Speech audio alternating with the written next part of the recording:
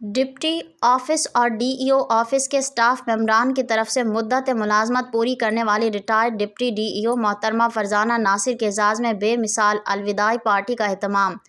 جویا news plus registered کے نمائندہ برائے ایجوکیشن عاشق حسین صدیقی کی رپورٹ کے مطابق سیالکوٹ کے مقامی ہوٹل میں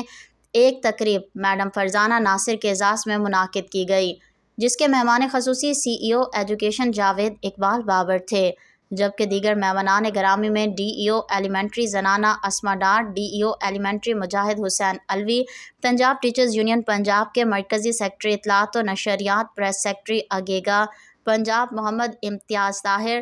ضلعی چیئرمین چودھری انعام اللہ، ضلعی ایپکا صدر Zafar Ghuman, assistant director Hamid Bajwa, deputy D E او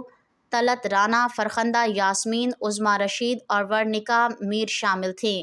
میزبانی کے فرائض علی بھائی الاڈیتا بٹ، محمد امین چودھری، عنایت محمد اشرف،